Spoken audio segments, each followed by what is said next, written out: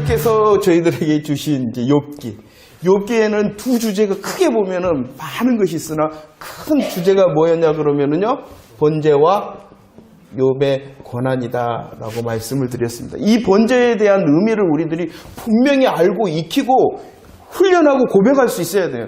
성경에서 전체적으로 말씀하시는 이 번제의 의미가 무엇이냐 그러면은요, 번제의 의미가 무엇이에요? 그리스도께서 성취하신다. 그런데 이것이 무엇이라고요? 대속제물에 대한 예표다라고 말씀합니다. 누가 성취하신다고요? 그리스도께서. 이 그리스도를 더 정확하게 말하면은 예수 그리스도께서 성취하신다, 이루신다, 완성시키신다. 그런데 그 예수 그리스도의 완성을 무엇을 통하여 예표하신다고요? 대속제물, 대신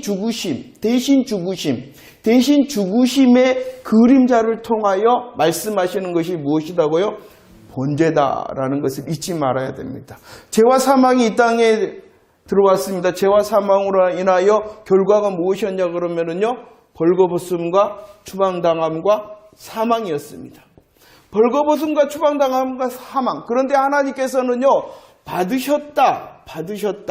무엇을 통하여 하나님께서 벌거벗고 추방당하고 사망 가운데 있는 우리 인간 아담과 하와를 통한 모든 이들을 받으셨냐?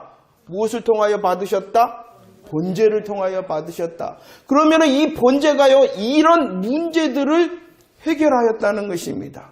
받으심에 대한 내용이 무엇이었습니까? 하나님께서 너희들의 욥기에서는 말했죠. 너희들이 옳지 않은 대로, 너희들이 우매한 대로 내가 갚지 아니하고 받겠다. 무엇을 통하여요? 번제를 통하여.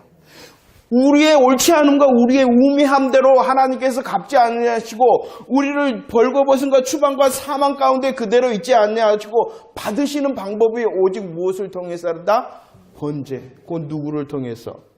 예수 그리스도의 십자가, 대속 제물 되심을 통하여 우리를 받으신다. 이것이 바로 욥기에 흐르는 가장 강력한 복음의 내용이다라고 말씀을 드렸습니다. 그러면 오늘 이제 첫 번째 뒷장으로 넘어가 보도록 하겠습니다. 욥입니다. 욥은 누구를 대표하냐 그러면은요, 하나님의 사람, 하나님의 백성을 대표합니다. 그를 향한 성경의 설명이 있습니다. 1장 2절과 3절 함께 읽어보도록 하겠습니다. 욥은 어떠한 사람이었냐? 시작. 그에게 아들 7과 딸 3이 태어나니라. 그의 소물 7,000마리, 낙타가, 소가, 암나니, 종도. 이 사람은 동방 사람 중에 그를 어떻게 가장 훌륭한 사람. 옆에 사람 얼굴하고 훌륭한 것 같아요. 할렐루야. 우리를 통하여 보면은 거저거저기만 예수 그리스도를 통하여 다시 한번 얼굴을 옆에 사람 봐요. 훌륭한. 자, 훌륭하다. 이것을 이전 성경에서는 그는 큰 자다라고 말씀을 드렸습니다. 욥은 어떠한 사람이었냐? 훌륭한 사람, 큰 자였다. 그 이유가 무엇이냐? 많았다. 첫 번째 무엇이 많았어요? 자녀가 많았다. 두 번째 많았어요. 소유물이 많았다. 소유물 중에서는요, 뭡니까? 오늘 말씀에서 소도 낙타도 양 많이 있었다. 뭣도 많으냐? 종도 많았다. 왜 그가 큰 자 훌륭한 자냐? 자녀도 많죠. 소유물 재산도 많죠. 그러나 더 강력한 말씀, 그는 어떠한 사람? 1장 1절에 하나님을 경외한 사람. 왜 욥이 큰 자였느냐? 그의 소유, 그의 자녀의 많음, 물론 큰 자, 훌륭한 사람. 하지만 더 강력한 그의 훌륭함의 정의는 어디서 오냐 그러면은 하나님을, 그럼 옆에 사람 얼굴을 다시 한번 보고, 훌륭한 것 같아요? 안 훌륭한 것 같아요? 할렐루야! 복음의 능력이요, 복음의 강체. 제가 그랬잖아. 그래서 저와 여러분들 교회는 무엇을 입었다? 계시록에서 무엇을 입은 자라? 그러죠. 영광. 어찌 우리들이 영광을 입은 자라요? 해를 입었답니다. 해를. 그만큼 우리들의 영광스러움은 내 스스로가 아니라 누구를 통해서입니까? 욥도 이런 믿음의 복음의 시선으로 봐야지 정답이 나올 수가 있어요. 안 그러면은 야 욕처럼 해야 되는데 나는 못하네. 이렇게 되어진다는 것입니다. 누구를 통하여 욥을 보라고요? 복음을 통하여 예수 그리스도를 통하여 욥을 볼 수 있어야 됩니다. 훌륭한 사람 자녀 소유물 말했습니다. 그가 가장 훌륭하고 큰 자는 오직 하나님을 경외한 복음의 사람. 더구나 그는 어떠한 사람? 번제신앙이라 했잖아요. 번제신앙. 욥기 1장과 42장에 흐르는 번제. 그리고 그 가운데 있는 예수 그리스도가 있어요 또. 그 신앙 때문에 그거는 훌륭한 큰 자. 그런데 그에게 어떠한 일이 있었습니까? 고난이 찾아옵니다. 1차 고난이 뭡니까? 이 두 가지를 싸그리 하나님께서 없애버립니다. 얼마나 아팠겠습니까? 그 재산이 없어지는 것도 정말로 그것도 모두 다예요. 모두 다. 하루아침에 모두 다. 재산뿐만이 아니라 자녀도 모두 다 한꺼번에 얼마나 참담합니까? 그러한 시험과 고난이 찾아옵니다. 두 번째 시험은 무엇입니까? 자기의 몸매에 있는 종기. 여러분들 종기가 나오면 어떻게 무엇으로 긁어보셨나요? 제일 쉬운 게 손톱으로 십자 긋기. 목이 안 하시군요. 아무튼 이 종기를 해결하는 방법이 뭐였어요? 이 가려움을 기와장으로 뜩뜩 빡빡이 아니라 뜩뜩 그 정도로 아팠다. 그런데 그의 결과가 뭐냐면 이런 시험, 고난이 왔을 때 그의 모습이 무엇이었는가? 우리 함께 열매를 봅시다. 욥기 1장 20절과 22절. 이 말씀은 1차 그에게 있는 소유물, 그에게 있는 자녀를 걷어가실 때 욥의 열매. 함께 읽을까요? 시작. 욥이 일어나 겉옷을 찢고 머리털을 밀고 땅에 엎드려 예비하며 이르시되 내가 모태에서 알몸으로 나왔사온즉 또한 알몸이 그리로 돌아가올지라. 주신 이도 여호와시요 거두신 이도 여호와시니 여호와의 이름이 찬송을 받으실지어다 하고 이 모든 일에 욥이 범죄하고 하나님을 향하여 원망하지 1차의 결과입니다. 2차의 고난 종기가 납니다. 함께 있었던 아내조차도 하나님을 욕하고 하나님을 원망하고 죽어라. 그러으나 그가 뭐라 그랬냐? 욥기 2장 10절 시작. 그가 이르되 그대의 말이 한 어리석은 여자의 말 같도다. 우리가 하나님께 복을 받았어 화도 받지 아니하겠느냐 하고 이 모든 일에 그의 믿음의 열매가 무엇이었냐 그러면은요, 범죄하지 않고 원망하지 않았다. 믿음의 열매, 욥의 믿음의 열매, 범죄하지 않았다.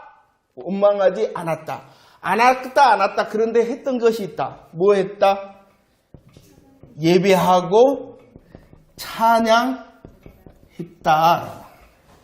믿음의 열매가 무엇이다고요? 범죄하지 않았다. 원망하지 않았다. 그런데 그거는 한 것이 있죠. 무엇이라고요? 찬송이 더 정확하게.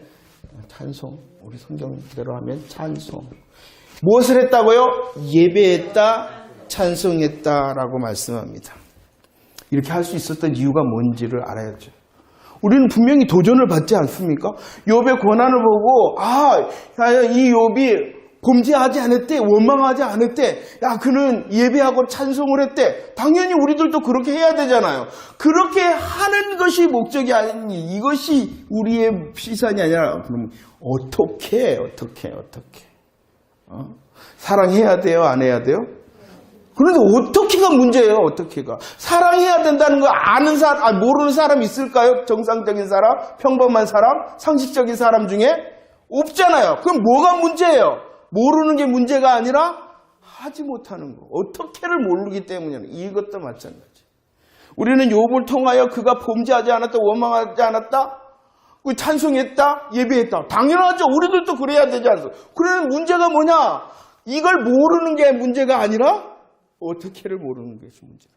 어떻게 볼까요? 왜 이런 믿음의 열매를 맺을 수 있었냐 그러면 첫 번째, 그가 아니었기 때문이다. 무엇이 아니었다라고 말씀합니까? 세상 기준, 자기 중심이 아니었다. 이 말을 다시 말하면 그는 어떠한 사람이 아니었다?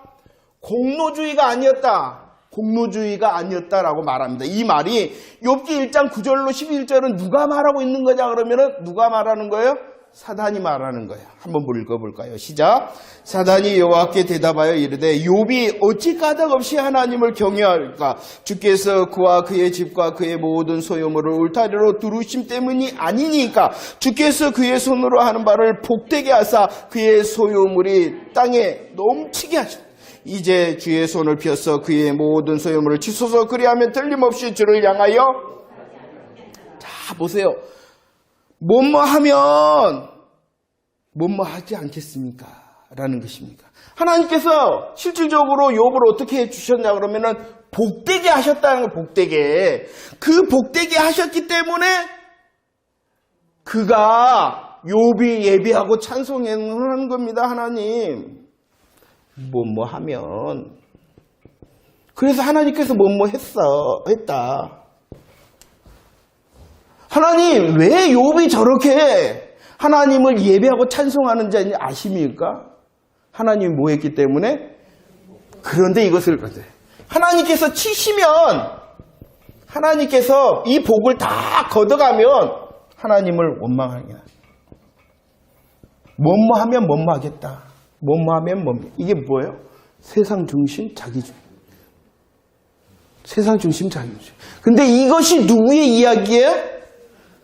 누구의 이야기예요? 사단의 이야기. 그런데 그 사단의 이야기처럼 누가 신앙생활을 하기도 해요? 우리들이 복을 받는 방법을 뭘로 생각해요? 복을 뭐뭐 하면 하나님이 뭐뭐 해주시겠지. 그런데 엄격하게 이것을 말하면 이렇게 하지 않으면 이것인지는 생각을 안 해. 안 그런가요? 기도하면 응답해. 맞아요, 틀려요? 맞죠, 당연히 해야죠. 우리들 헌신하면 복을 줘. 당연히 맞아요, 맞아. 그러나 이 생각으로 가는 것은 이것은 누구의 생각이에요? 사단의 생각이에요, 사단의 생각. 그리고 이것은 어떠한 것이라고요? 세상 중심, 자기 중심. 세상 기준, 자기 중심. 그리고 이것은 뭐예요? 공로주의. 하나님 내가 이렇게 했으니까 이제 하나님도 해야 됩니다. 하나님 내가 이거 했잖아요. 그러니까 하나님 이렇게 해주셔야 됩니다. 이것은 누구 생각? 사단 생각이에요. 사단 생각. 망하게 하는 거예요. 망하게 하는 거예요. 왜 이 욥이 원망 범죄하지 않고 예배하고 찬송하지 이런 생각이 아니었기 때문에 이런 신앙이 아니었기 때문에 그럴 수 있었다는 거예요. 만약에 이 말대로였다면 하나님께서 치셨으니까 그는 이제 예배와 찬송을 멈추고 뭐 해야 돼요? 원망했어야죠. 원망했어야죠. 그러나 그런 신앙이 아니었다는 것이에요.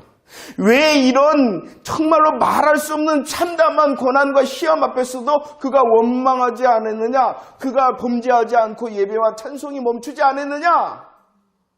이런 신앙이 아니었기 때문이라는 것입니다. 우리의 신앙을 더라도 뭐뭐 하면 이것은 정말로 너무나도 인간적인 거예요.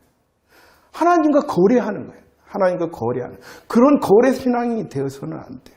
그럴 수 있기 위해서는 뭐라고 그 밑에 어떻게 가야 돼요? 하나님 죽은 한번 읽어봅시다. 1장과 2장 시작. 주신 이도 여호와 거두신 이도 여호와. 우리가 하나님께 누가 주인이시다? 하나님이 주인이시니까 하나님 마음대로다. 이것을 인정하는 게 주권신앙, 주인신앙이다. 지금 보면 욥은 이해가 안 되지만 주인이 주셨던 것 가져갔다는 것이. 자기가 뭐뭐 해서 받은 것이 아니라 아니 자기가 뭐뭐 하지 않았기 때문에 뭐뭐 하지 않았던 것이 아니라 오직 누구로 인하여 시작되어졌다는 거예요? 하나님. 그리고 누구로 인하여 지금 사라지고 없어진다는 거예요? 하나님. 이것을 인정할 수 있어야 돼요. 그러면 이 하나님 주권과 주인됨의 신앙의 훈련과 연습을 언제 잘해야 되냐 그러면 지금 잘해야 돼요. 지금. 그나마 우리의 삶에 뭔가는 있잖아요. 물론 시험 가운데 어려운 가운데 있어요. 그래도 지금 정말로 처절한 가운데는 있지 않을 거예요. 그렇지 않나요? 그러니까 지금 연습해야 돼. 안 그러면 우리의 심령이 너무나도 깜빡깜빡 잘 속아서 어디로 가버려요? 세상 중심, 자기 중심, 공로주의로 금방 가버린다는 것이. 아니는 우리의 어떠함으로 결론을 받는 것이 아니라 오직 주인 되신 하나님으로부터. 그러면 이것이 가능한 이유가 무엇 때문이라고요? 마지막 어떠한 신앙으로? 번제 신앙이었기 때문이라는 십자가 신앙 무장하라는 거예요. 십자가 신앙 무장하라는 것입니다. 저와 여러분들이 우리의 삶 가운데에 범죄와 원망을 떠나가게 하고 예배와 찬송이 멈추지 않기 위해서는 제일 쉬운 방법이 뭐예요? 예수 무장하라는 거예요. 예수 무장하라는. 예수 그리스도의 복음이 정말로 확실하냐는 것이에요. 그리고 그 복음으로 인한 내 마음과 생각, 삶을 세우고 있냐는 기준이 뭐냐는 것이죠. 예수 그리스도의 복음의 기준이 확실해야 돼요. 나는 주인이 아니라는 것이에요. 누가 주인이시다는 것이에요. 하나님께서 주인이 되신다. 내가 좋든지 안 좋든지, 내가 있든지 없든지 여전히 누가 주인이 되신다는 거예요? 하나님이시다. 그 하나님을 고백할 수 있도록 우리들은 날마다 번제시나 나를 죄악 가운데 건지시고 그 죄악으로 인하여 그 사망의 결과가 아닌 하나님의 나라의 소망자, 그 복음의 결과를 소망함이 얼마나 행복한지를 날마다 묵상할 때 우리의 삶이 흔들리지 않을 수 있게 되어진다는 것입니다.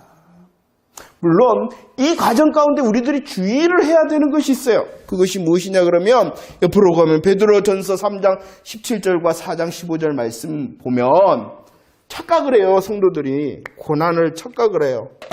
한번 읽어보세요. 자, 고난을 오늘 보면 뭐라 그랬냐 그러면은요, 왜 성도들의 고난이 올 수도 있냐 그러면은 뭐 때문이다? 잘못.